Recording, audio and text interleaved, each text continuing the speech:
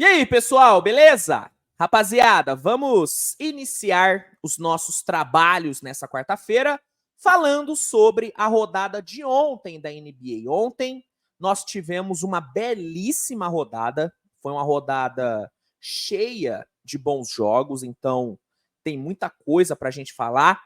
Por isso que eu nem vou perder muito tempo aqui na introdução, só vou pedir para você deixar o like, se inscrever no canal, compartilhar o vídeo com seus amigos. E eu já vou começar falando sobre Brooklyn Nets e Detroit Pistons. Esse foi um jogo que, cara, entrou para a história. Entrou para a história de forma negativa? Sim, mas entrou para a história, porque com a derrota do Pistons por 118-112, a franquia se tornou, né, o time com a maior sequência de derrotas na história da NBA. Ontem foi a 27ª derrota seguida do Pistons na temporada e o time fez história. Fez história. Tenho certeza que o torcedor do Pistons não queria que a equipe entrasse para a história desse jeito, mas aconteceu, né? Aconteceu. 27ª derrota do Pistons, 28ª na temporada, né? 27ª seguida, 28ª na temporada. E, cara, assim, eu nem sei mais o que falar sobre o Pistons. Nem sei mais o que falar, porque eu nunca vi isso acontecer na NBA. Eu nunca vi um time perder tanto assim. Nunca vi, velho.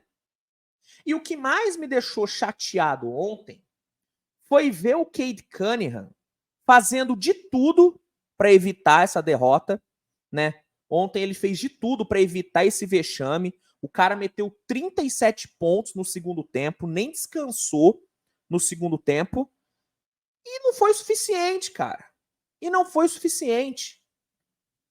E o que me pega é que a percepção geral vai ser de que todos os jogadores do Pistons foram uma merda nessa temporada. A temporada do Pistons já acabou, tá? É importante dizer isso. Já acabou a temporada do Pistons. Não tem salvação. Não tem salvação. Nem se o LeBron James e o Stephen Curry chegarem no Pistons na trade deadline, o time vai sair desse buraco. A temporada acabou, tá? E a percepção geral vai ser de que a temporada de todos os jogadores do Pistons foi uma temporada horrorosa. Sendo que não é bem assim. O próprio Cade Cunningham tá tendo uma temporada excelente. Ontem foram 41 pontos marcados. 41 pontos. Só que ninguém vai se lembrar disso. Ninguém vai se lembrar disso. E isso é uma pica, velho. Isso é foda, cara. É uma pena.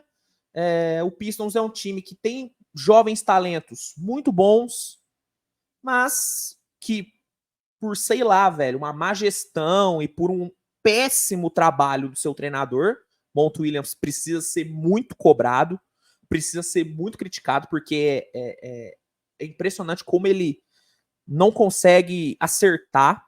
É surreal o número de erros que o Monty Williams tem cometido nessa temporada. Por conta disso, ninguém vai olhar para esses jovens do Pistons com bons olhos. No fim, galera vai se lembrar apenas dessas 27 derrotas seguidas, que podem se tornar 30, 35, porque a perspectiva para o Pistons é a pior possível, e ninguém vai enxergar nada de bom. E não tem como nem dizer que essas pessoas estão erradas, porque, velho, como é que você vai ser positivo? Como é que você vai ter uma visão positiva de uma franquia que se tornou que conseguiu engatar a maior sequência de derrotas da história da NBA? É difícil, cara. É difícil, mas não deixa de ser uma pena pro Cade Cunningham, principalmente, que é o cara que é o menos culpado de todos. É o menos culpado de todos.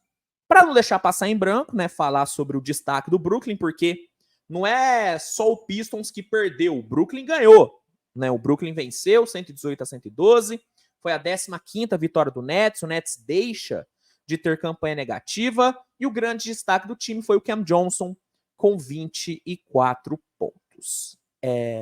Foda, cara. Foda demais essa situação do Pistons. A galera vive me falando, Luiz, fala sobre o Pistons e tudo, né? Tenta explicar o que tá acontecendo. Eu não sei explicar, velho. Eu não sei o que tá acontecendo com o Pistons. Eu acho que ninguém consegue explicar o que tá acontecendo. Trabalho do Monty Williams é uma merda? É. Mas, pô, velho, será que é só o Monty Williams? A gestão do time é ruim? É. Mas eu não sei se é só isso. Eu não sei, velho. Eu não fiz um vídeo ainda só sobre o Pistons porque eu não tenho o que falar. Eu não sei explicar o que tá acontecendo. E ninguém sabe. Ninguém sabe. É bizarro, cara. É bizarro.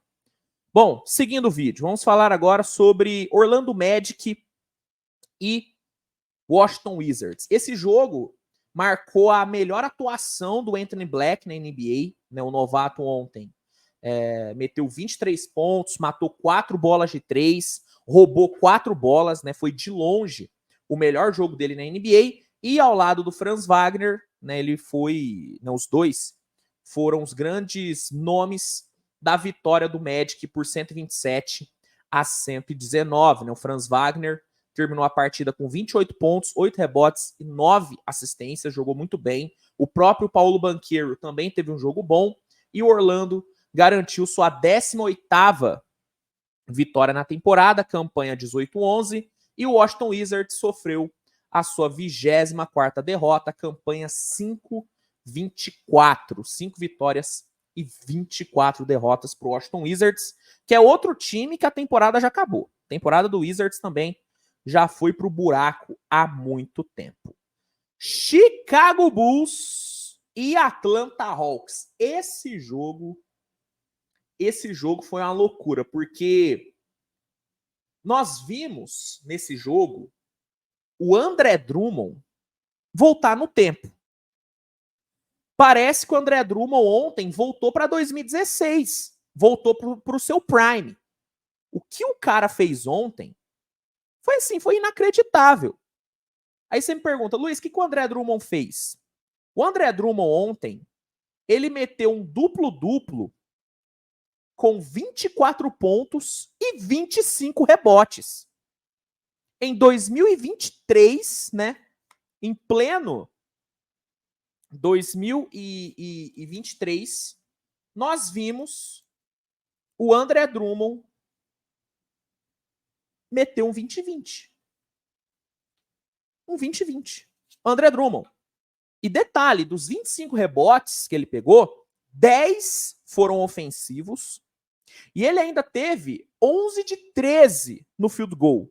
E deu 2 tocos ainda de bobeira. 2 tocos.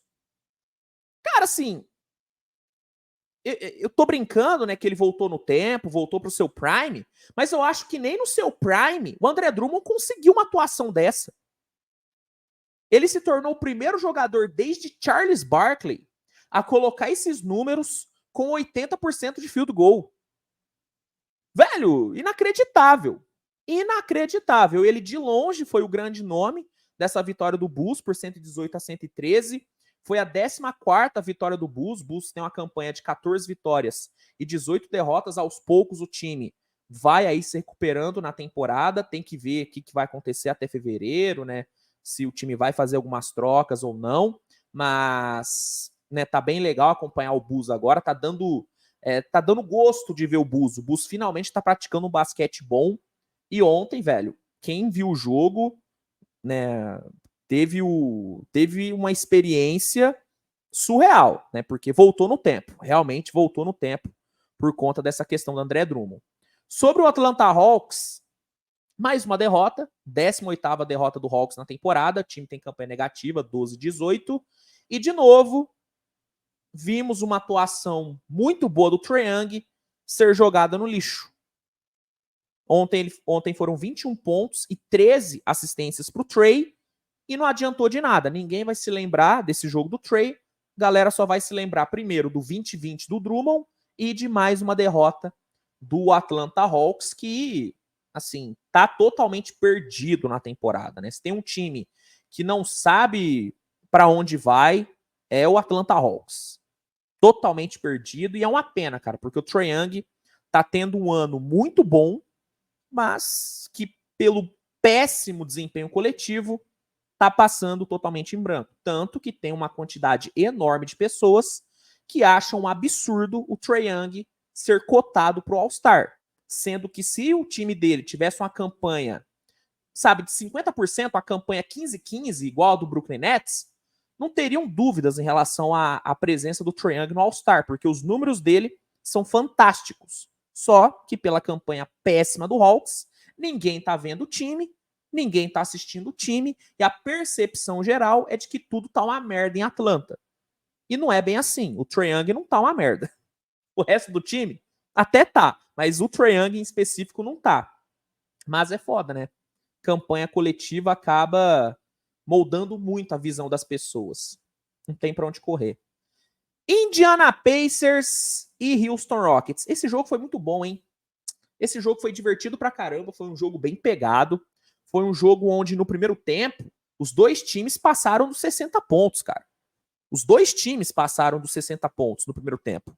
Foi um jogo muito bom e o que acabou sendo decisivo, determinante para a vitória do Pacers por 123-117 foi o terceiro quarto. Né? O terceiro quarto do Pacers foi excelente, o time meteu uma parcial de 37-23, abriu uma boa vantagem e no quarto período o Pacers, apesar de ter tomado uma pressão danada do Houston, o Pacers conseguiu defender bem essa vantagem e saiu com a sua 15ª vitória na temporada. O Pacers volta a ter campanha positiva, são 15 vitórias e 14 derrotas. O grande nome do time foi o Haliburton. Haliburton ontem jogou muito bem, 33 pontos, 6 rebotes e 10 assistências, né? Ótimo jogo do Haliburton.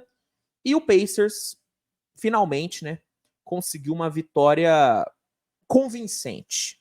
O pós-Copa do Pacers é bem problemático e fazia muito tempo que a gente não viu o Pacers jogar bem, né? E ontem vimos. Ontem foi um grande jogo do Pacers, o time venceu legal. Já o Houston, apesar de não ter feito um jogo ruim, acabou não sendo suficiente para ganhar, né? 13ª derrota do Houston. Alperen Sengun foi o grande nome do time, com 30 pontos, 16 rebotes e 4 roubos de bola, mas eu acho que dá para tirar muito mais coisa positiva do que negativa nessa derrota do Houston. Foi um jogo bom do Houston, mas o Pacers foi melhor. Só que o jogo em si foi bem legal, né? Quem acompanhou viu um jogo bom pra caramba. Vamos agora falar sobre talvez o melhor jogo de ontem, que foi Memphis Grizzlies e New Orleans Pelicans. Faz pouco tempo que essas duas equipes se enfrentaram, né? Você deve se lembrar que o último jogo entre os dois times marcou o retorno do Ja Morant, né? Depois de 25 jogos de suspensão, o Ja Morant voltou a jogar contra o New Orleans Pelicans, e você deve se lembrar que esse retorno do Ja Morant foi algo épico, foi um dos grandes momentos dessa temporada, a volta do Ja Morant. Ele voltou muito bem, decidiu aquele jogo, né, com um baita de um game winner. E ontem, de novo, vimos os dois times se enfrentarem. E, de novo, foi um jogo maravilhoso. De novo, foi um jogo decidido nas últimas bolas. E, de novo, foi um jogo onde o Ja Morant brilhou. Memphis venceu por 116-115 e embalou a sua 4ª vitória seguida. O Memphis simplesmente não sabe o que é perder desde a volta do Ja Morant. Não sabe o que é perder desde que o Ja Morant voltou. Impressionante. Vamos lá, contar aqui rapidinho a história do jogo para vocês. O Memphis foi quem começou o jogo melhor, né? O Memphis assumiu o controle do jogo ali no primeiro quarto e venceu a parcial por 24-19. O Pelicans conseguiu se recuperar ali no comecinho do segundo quarto. O time colocou uma run de 8-0 e virou o jogo nos primeiros 4 minutos. A partir daí, o jogo virou meio que uma trocação. As duas equipes ficaram ali se alternando na liderança. Só que na reta final, o Pelicans engatou mais uma run. Dessa vez foi uma run de 6-0 e fechou o primeiro tempo vencendo por 5 pontos. Terceiro quarto começou bem equilibrado, só que nos 5 minutos finais, o Pelicans deu uma boa desgarrada, o time colocou uma run de 17-4, abriu 15 e foi para o quarto período com uma vantagem bem confortável. Mas o Memphis tá em grande fase, né, meu amigo? E aí não teve jeito, a remontada aconteceu no quarto período. O Memphis, aos poucos, foi tirando o prejuízo, foi tirando a desvantagem, até que faltando 33 segundos para terminar, o Desmond Bane matou uma bolaça de 3 e diminuiu a desvantagem para apenas 1 ponto, né? A desvantagem que foi de 15 caiu para apenas 1. E aí, velho, os últimos segundos desse jogo, né, do tempo regulamentar, os últimos segundos foram doideira. Foram doideira. Faltando ali, cara, 2 segundos para terminar, a arbitragem acabou revertendo uma falta que havia sido marcada em cima do Ja Morant, né? A arbitragem no primeiro momento deu falta ali no Ja Morant, só que o Willie Green, o treinador do Pelicans, pediu desafio e a marcação foi revertida. O que era uma falta em cima do Ja acabou virando um jump ball, só que no jump ball o Valanciunas cometeu uma falta totalmente idiota, uma falta estúpida no JJJ e levou o jogador do Memphis para o lance livre. O Jaren Jackson Jr. teve a chance de ganhar o jogo. Se ele mata os 2 lances livres, o jogo acaba, mas ele acabou errando um e o jogo foi para a prorrogação.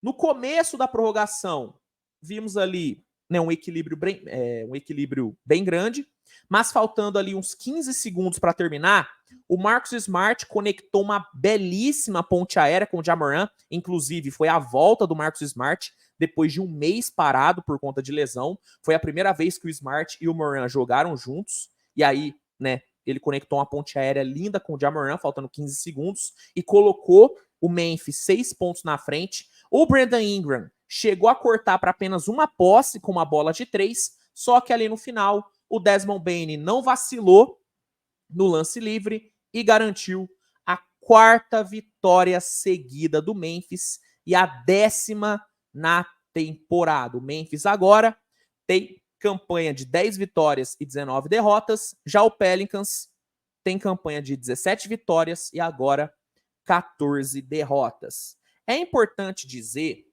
que mesmo, né, embalando 4 vitórias seguidas e tudo, o Memphis não conseguiu subir na tabela. O Memphis segue na 13ª colocação no Oeste, tá? Então, beleza, tá vivendo um momento muito bom? Tá. A volta do Ja Morant tá tendo um impacto absurdo no time? Está, inclusive, tô preparando um vídeo sobre essa questão do impacto do retorno do Ja Morant. Esse vídeo deve sair hoje ou no máximo amanhã, mas em breve eu vou fazer um vídeo sobre, né, o impacto que o Ja Morant tá tendo. Mas voltando, tá tendo impacto? Tá, mas ainda tem muito trabalho a ser feito.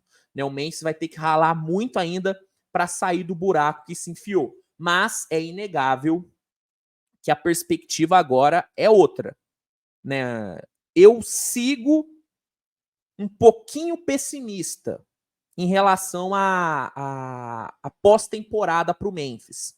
Mas eu estou bem menos pessimista do que eu estava antes. Por quê? Porque o Ja Morant tá vencendo os jogos. Ontem, ele foi o grande nome do time.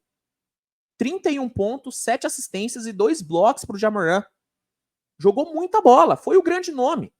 Óbvio que ele não jogou sozinho, Desmond Bane jogou muito bem, meteu 27 pontos. Marcus Smart voltou super bem de lesão, 13 pontos e 5 roubos de bola. Só que ele foi o cara da equipe. E o que mais...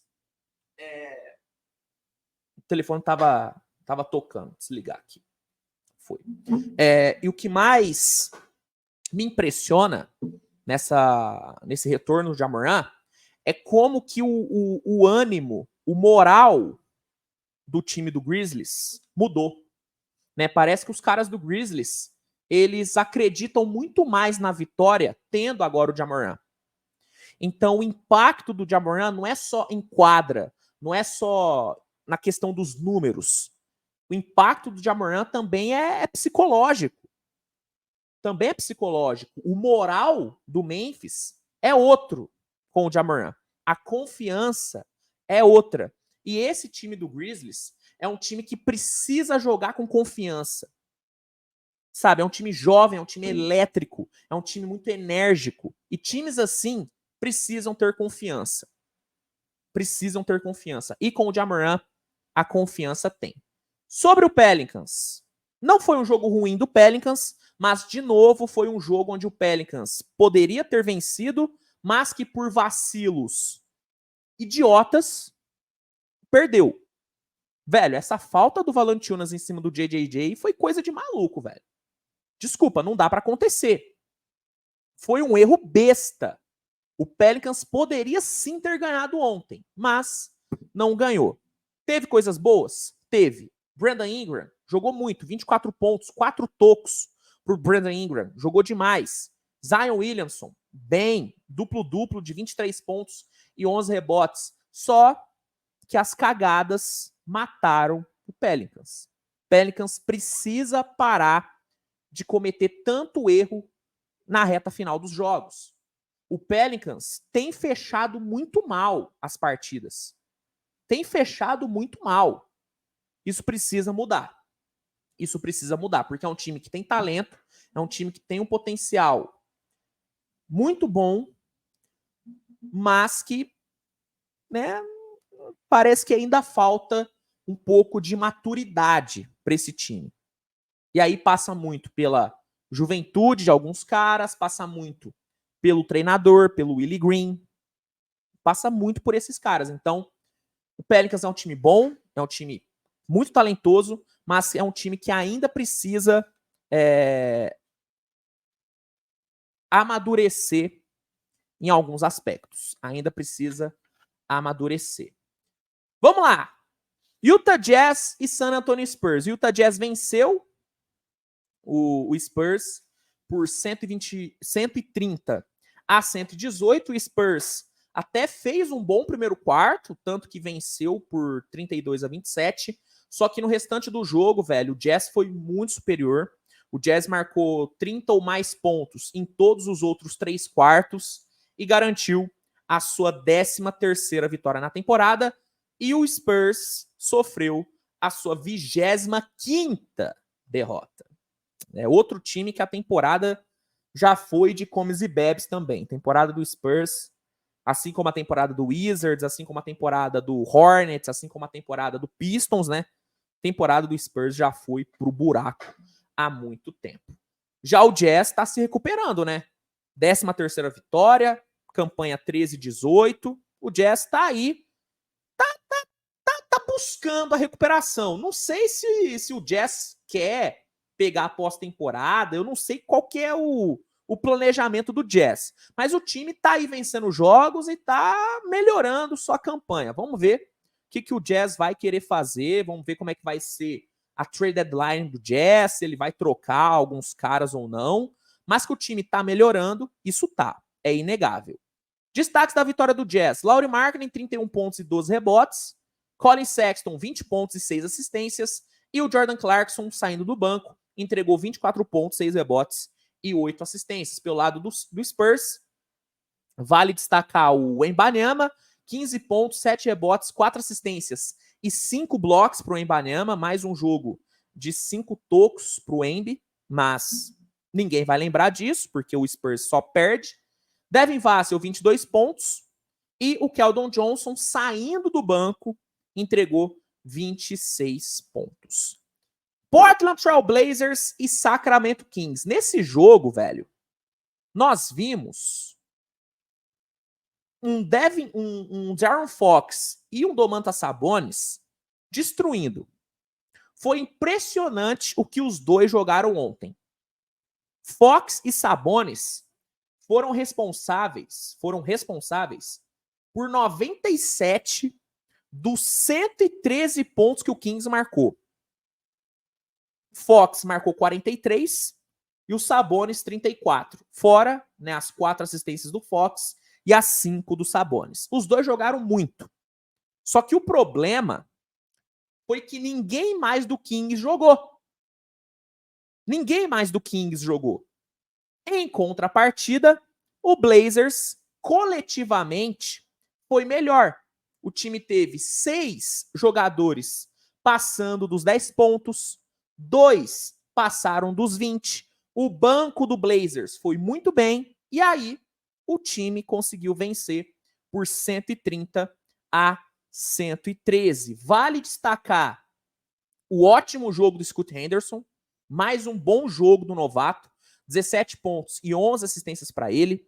Anfernee Simons jogou muito, 29 pontos para ele. E o desconhecido Duop Reat, ou Rit, ou Duop Rit, sinceramente eu não... Eu desconheço totalmente o cara, pode ser uma ignorância minha, mas eu desconheço esse jogador do Blazers. Até ontem eu não tinha ouvido falar dele.